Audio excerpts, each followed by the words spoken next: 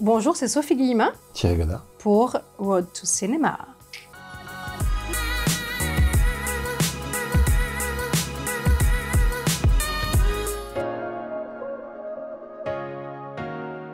Alors moi, je ne l'ai pas tellement désiré, ça a été un peu un très heureux hasard de la vie. Je venais de passer mon bac et je cherchais à me faire de l'argent de poche. Et j'ai entendu parler d'un casting, qui était un casting sauvage, donc pour des débutantes. Et c'était pour un premier rôle de L'Ennui de Cédric Kahn avec Charles Berling, et ma carrière s'est lancée comme ça. Donc c'est vrai que c'est assez particulier dans le sens où c'est un métier qui m'est un peu tombé dessus.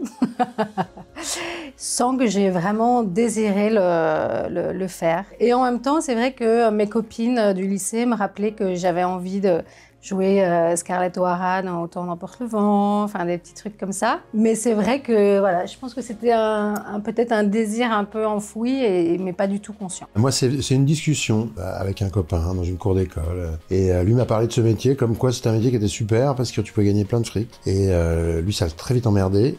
Et moi, ça m'a interpellé et ça m'a jamais quitté. Donc je devais avoir 14 ans. Voilà. Et là, j'ai 54 ans et c'est encore...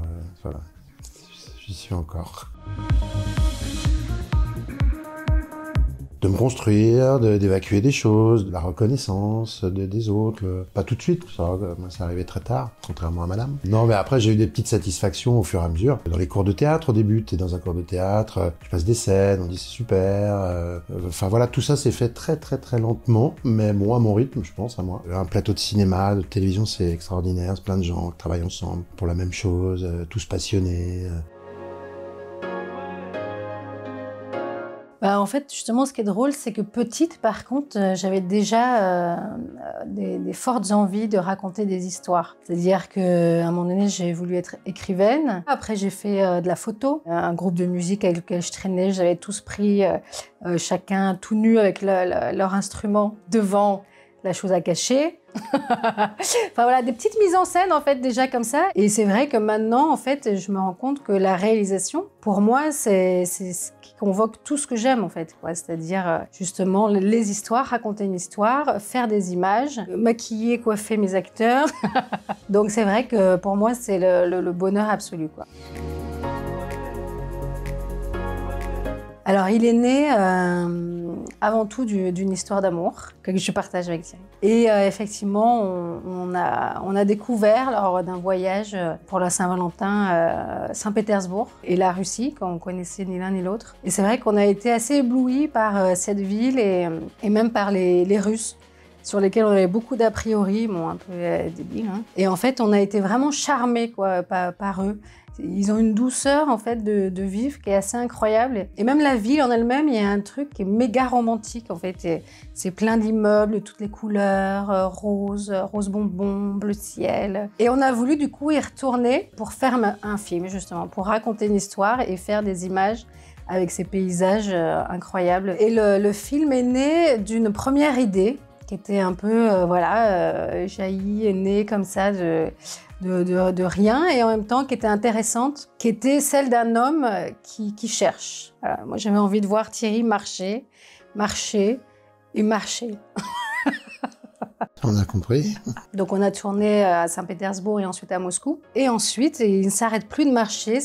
En fait, ça devient une obsession. Il cherche l'amour, en fait. Et c'est quand même le thème central du film, c'est l'amour perdu, qu'il essaye de retrouver. Donc en fait, il essaye de retrouver Solange, une femme qu'il a aimée profondément et qui a disparu de sa vie parce que voilà, ça s'est mal passé entre eux. Et il regrette la manière dont il s'est comporté dans cette histoire d'amour. Et il se rend compte des années après qu'en fait, il ne pourra jamais s'en remettre, alors qu'il a refait sa vie, il a une petite copine, il a son boulot. Bon. Mais en fait, il n'est pas heureux, quoi. Il se rend compte que tout ça, c'est une espèce de mascarade, ce qu'il a construit après. Et que fondamentalement, il n'est pas à sa place. Et donc, il décide de tout quitter, cette petite copine, ce boulot, pour partir rechercher Solange sur les terres de Russie, là où il l'avait rencontrée. Excité à plein de moments. Après, la position forcément d'acteur et de réalisateur dedans, c'est toujours Moi, il y a toujours des moments où j'ai mes petits travers d'acteur qui reviennent, où j'ai pas envie de travailler à ce temps-là. Donc j'ai fait un peu mon acteur, c'est vrai, je l'avoue. Pour sa défense, il sortait quand même de 8 mois de tournage d'Engrenage. Voilà, j'étais fatigué. Mais après, voilà, après il y a eu des moments, ouais, magnifiques. Et puis surtout, ce qui m'a beaucoup impressionné, c'est de voir Sophie fabriquer tout ça. Et puis, on est un peu des jeunes amoureux quand même.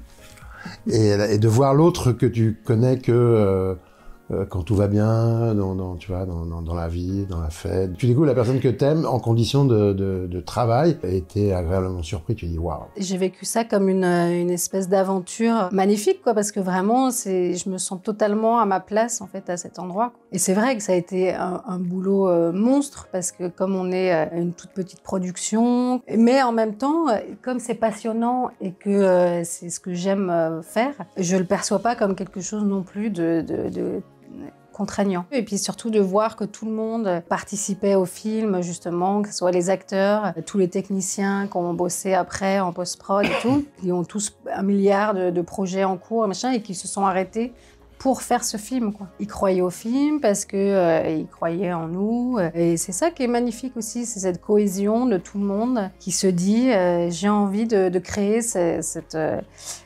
œuvre cinématographique et j'ai envie d'y participer. Et elle existe grâce à ça, quoi.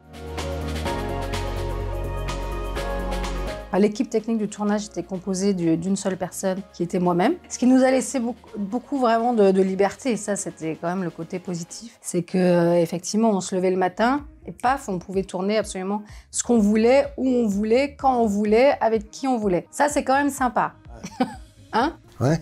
C'est chouette. Non, après, c'est vrai que non, la grande liberté, c'est qu'elle voit un truc à filmer et d'un seul coup, on se dit, tiens, c'est le moment. Elle me dit, tiens, il se met à neiger, tiens, il y a un rayon de soleil. T'as pas 70 personnes qui bougent le combo, qui bougent le truc, qui se retournent. Donc, on a fondé, nous, notre propre boîte de prod qui entoure le film. Et on a été aidé par un coproducteur qui avait déjà produit mes 2 courts-métrages. Et qui, effectivement, a distribué également le film, qui s'appelle Philippe Nessler, et qui nous a beaucoup aidé, effectivement, à faire que ce film existe aujourd'hui. Ah ouais, bah moi j'ai envie que de ça, ouais. Non, ouais, j'ai 2 projets, en fait, un projet de long métrage qui s'appelle La Figurante. C'est plus une comédie dramatique, là, on va dire, où c'est en gros une jeune fille qui n'a pas connu sa mère et qui est comédienne, une comédienne assez connue. Et à un moment donné, elle décide d'aller la retrouver, sauf que pour pouvoir l'approcher, elle devient figurante. C'est le seul moyen qu'elle a d'approcher. Et aussi, on a tous les 2 un projet d'adaptation en série d'un livre de David Vann.